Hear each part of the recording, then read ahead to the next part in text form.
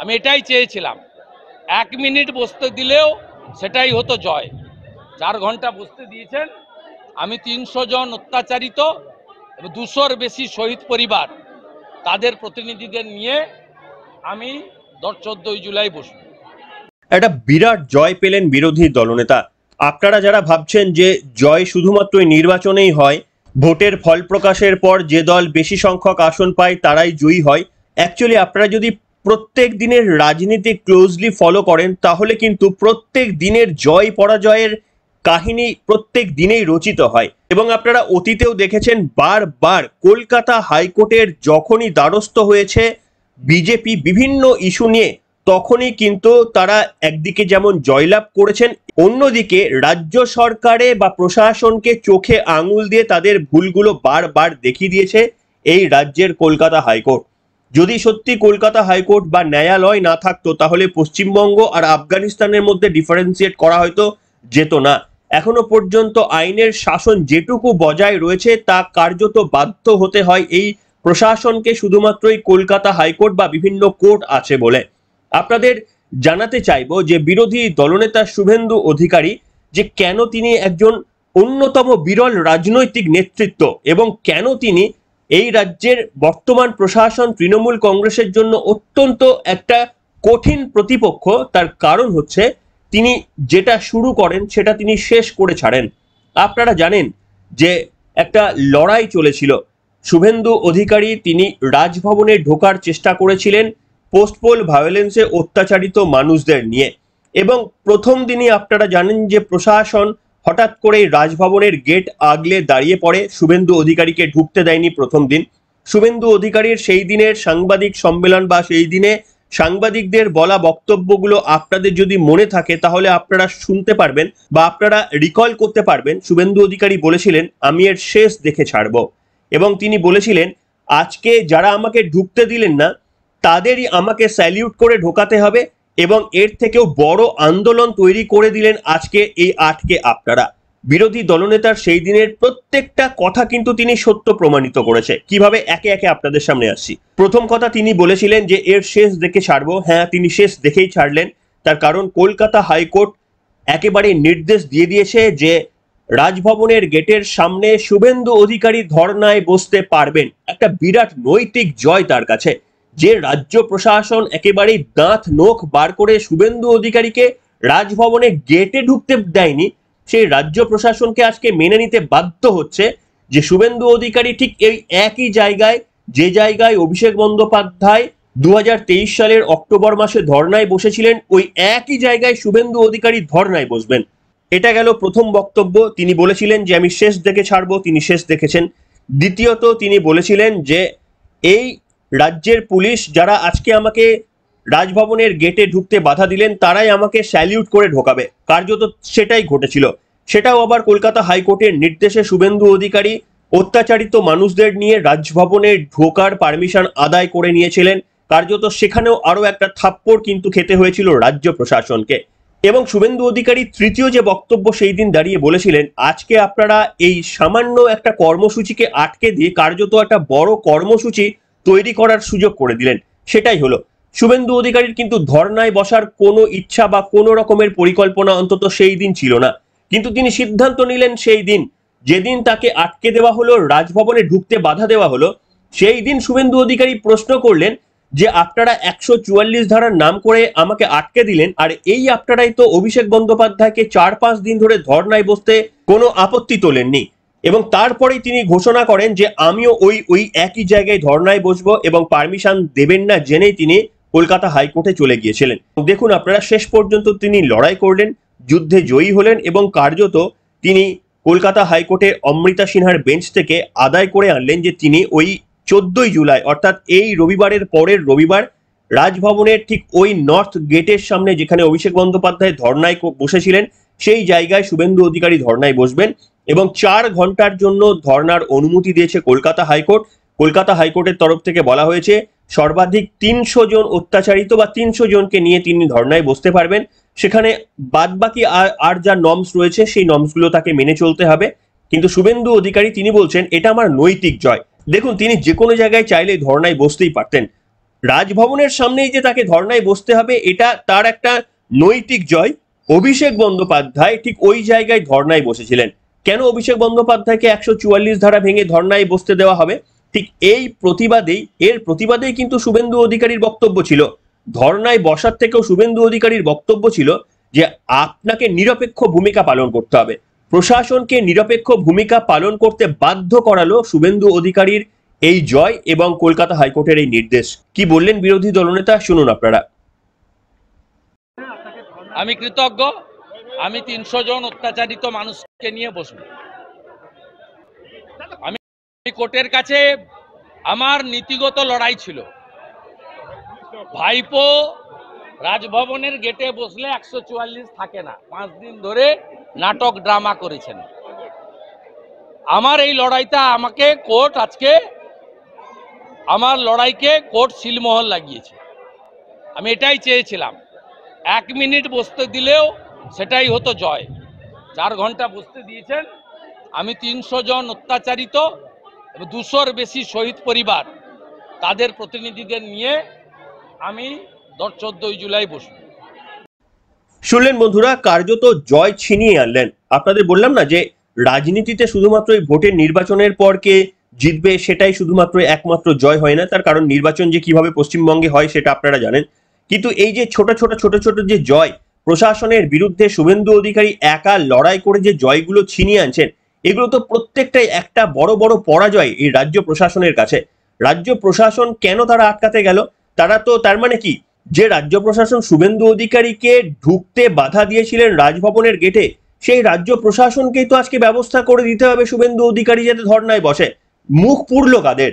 রাজ্য প্রশাসন কার্যত গায়ের জড়ি দেখাতে গিয়েছিলেন শুভেন্দু অধিকারীর কাছে, কিন্তু তাদের মুখ পুরতো না। যদি অভিষেক বন্দ্যোপাধ্যায়কে তারা সেই দিন গত 2023 সালের অক্টোবর মাসে যদি অভিষেক বন্দ্যোপাধ্যায়কে পারমিশন দিতেন না, তাহলে শুভেন্দু অধিকারীকেও কিন্তু এই পারমিশন দেওয়ার প্রয়োজন পড়তো না। কিন্তু শুভেন্দু অধিকারী সেইটাই আদায় করে নিলেন যে আপনি দল দেখে প্রশাসন চালাবেন, এক দলের জন্য এক নিয়ম, বাকি দলের জন্য অন্য নিয়ম, আমরা কিন্তু এটা হতে দেব না। বিরোধী দলনেতা কার্যত জয়টাকে ছিনিয়ে আনলেন। সংবাদ মাধ্যম বা আনন্দবাজার বলার চেষ্টা করছে যে রাজ্য সরকার তাকে 4 ঘন্টার জন্য ধর্নায় বসতে অনুমতি দিয়েছে। অনুমতি দেয়নি। অনুমতি দিলে মামলা করার প্রয়োজন হতো না।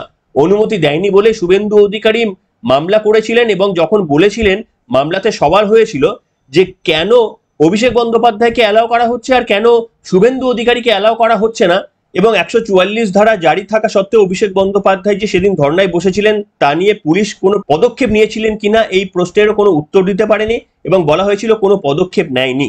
সেই কারণেই দেখুন রাজ্য সরকারকে বাধ্য হতে হলো শুভেন্দু অধিকারীকে এই ধর্নার অনুমতি দেওয়ার। আপনাদের দেখাতে চাইবো গতদিনে এই কোর্ট রুমে কি হয়েছিল, সেই অংশটুকু আপনাদের দেখাতে চাইবো। অমৃতা সিনহার এজলাসে কিভাবে ছোট্ট একটি বক্তব্য, সেটা আপনাদের শোনাতে চাইবো। আসুন শুনুন। Here also the other side is not here. I just met Mr. Dinda Malad, who was assisting the learned advocate general, and yes, the learned advocate general is here. Yes. Any consensus with the date and the time? But I have conveyed, my lord. I understand, my lord. There should not be any.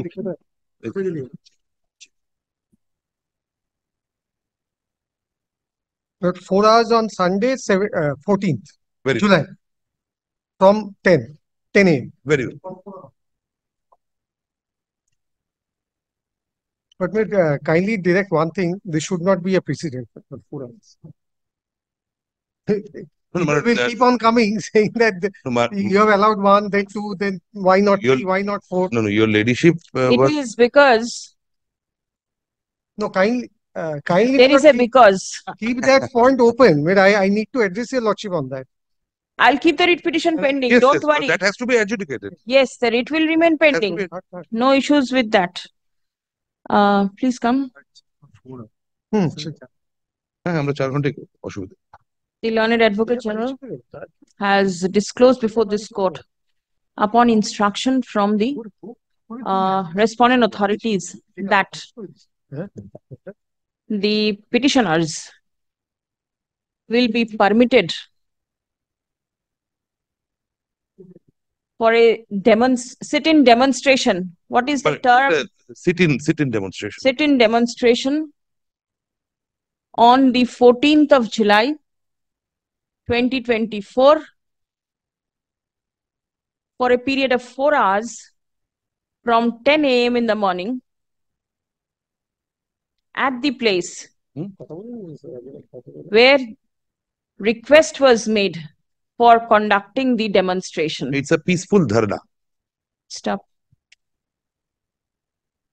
The demonstration / dharna should be absolutely peaceful. Stop. No firearms should be carried by the people of the, not the people, the members of the political party conducting the dharna. Stop. No inflammatory speeches shall be made so as to incite the people. Stop. Any other restrictions which are usually passed? No, my lord, I say, Pollution norms to be pollution, sound. no, there is no stage, my lord, so there cannot be any pollution. Sound. Rather, my lord, pollution, is- Microphone or something? there will be, my lord, that megaphone, my lord, the hand mic. The pollution norms shall be strictly maintained. And my lord, the state should also, my lord, file a report as regards what were the pollution norms that was maintained in the month of October when this went on. The writ petition is kept pending. Very well. Don't worry. কত লোক থাকবে সেটা Let the writ petition appear for further consideration on 2nd of August kindly 2020. will not fix the number. It should not be Millard open-ended number. I do not know. It How was much? around, Initially Around- they said around 200. no, it was around 1 lakh, my lord, in October, my 1 lord. lakh. No, in October. No, Okay. it is not going to be something like that, my lord. We'll keep it restricted, my lord. 200. 200. We'll keep it restricted. কত লোক নেই তো না, লোক আছে, আপনি কি ভাবছেন? No, tell me. They are very No infightings Huh. between the senior and the junior. How many? My lord, keep it restricted to, my lord, around 300 people, my lord. All right. 200 The dharna should should 100 বলি not be more than 300 people. 300 people. Stop. The police shall ensure that there is no breach of peace at the time of the dharna. My lord, only one clarification. It was your ladyship's pleasure to observe that no one will be carrying firearms, my lord. Yes. Apart from, my lord, the security personnel, my lord, because I said the people in the political people in the dharna. Yes, yes, Security people are out. we see, my lord, various objections, my lord, that actually come, my lord, at the time of this. হয়ে গেছে হ্যাঁ Very well. And even, my lord, I understand the matter is pending, my lord, so there will not be any further.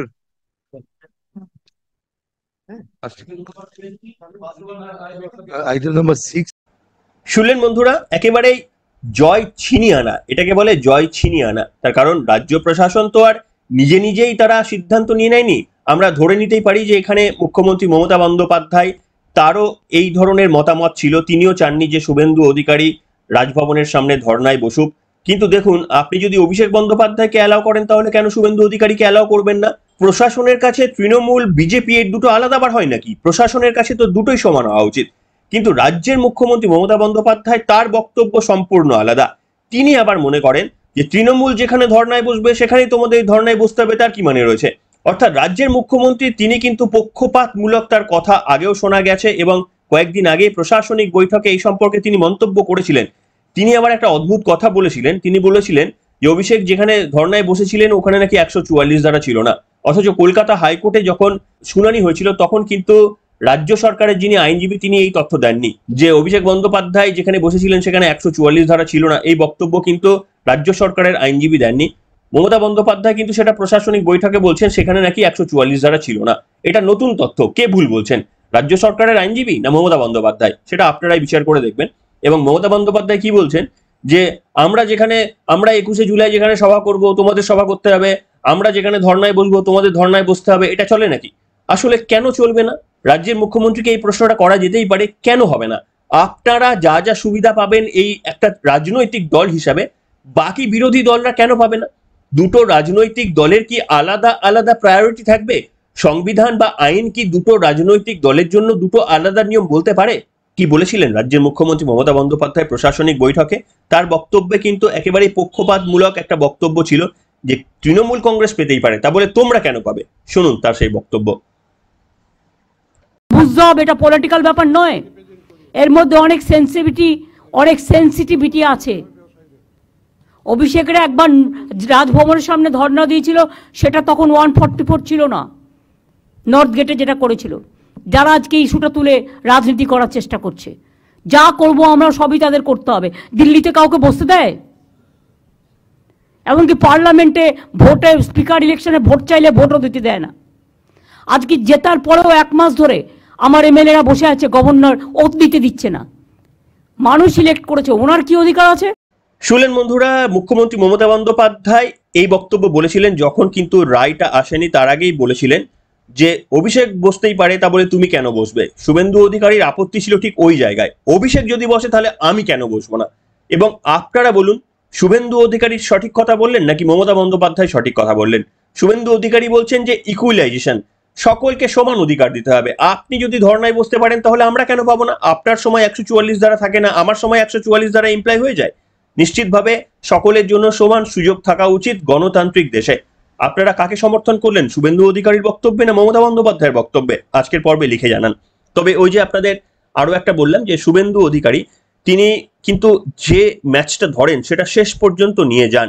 Lok Sabha নির্বাচনের পর কিছুটা তাকে বিমর্ষ দেখা গিয়েছিল, কিন্তু তিনি আবার নতুন উদ্যমে আমি দেখতে পাচ্ছি যে উপনির্বাচনগুলো হতে যাচ্ছে, তার প্রচারে কিন্তু শুভেন্দু অধিকারী আরো একবার ঝাঁপিয়ে পড়েছেন। সেই চিত্র আপনারা দেখছেন এবং যেতে গিয়ে বিভিন্ন রকমের জনসংযোগ করছেন, বাচ্চাকে কোলে তুলে আদর করছেন। আসুন সেই ছোট্ট একটা ভিডিও আমাদের হাতে এসেছে, আপনাদের দেখাতে চাইব।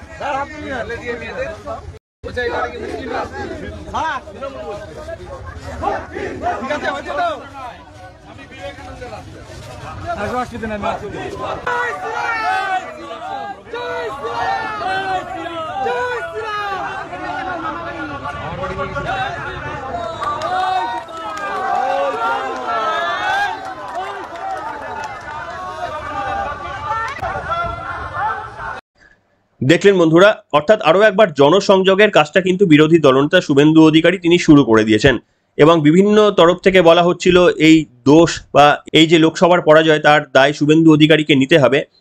শুভেন্দু অধিকারী দায় নিয়ে যদি সরে যায় তাহলে রাজ্য বিজেপির ভবিষ্যৎ কিন্তু অন্ধকার হয়ে যাবে, সে কথা বলাই বাহুল্য। তার কারণ যেভাবে জয় ছিনিয়ে আনে শুভেন্দু অধিকারী কলকাতা হাইকোর্টে লড়াই করে, দ্বিতীয় আর একটা নেতার কথা বলুন যিনি ঠিক এইভাবেই একেবারে কলকাতা হাইকোর্টে গিয়ে লড়াই করে জয় ছিনিয়ে আনে, দ্বিতীয় আরো একজন রাজনৈতিক বিজেপির নেতৃত্বের নাম বলুন।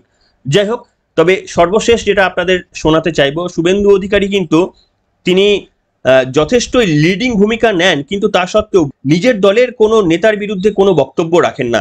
একজন সাংবাদিক তাকে প্রশ্ন করেছিলেন দিলীপ ঘোষ সম্পর্কে কিছু একটা, তিনি বলেছিলেন যে নিজের কলিগ সম্পর্কে আমি বাইরে কোনো মন্তব্য করব না, যদি কিছু বলার থাকে ভেতরে বলবো। তিনি আরো একবার কিন্তু প্রমাণ করলেন যে তিনি আইনটা মেনে চলেন, সেটা দলের মধ্যেই হোক কিংবা রাজ্য প্রশাসনেরই হোক। শুনুন কি বলেছিলেন।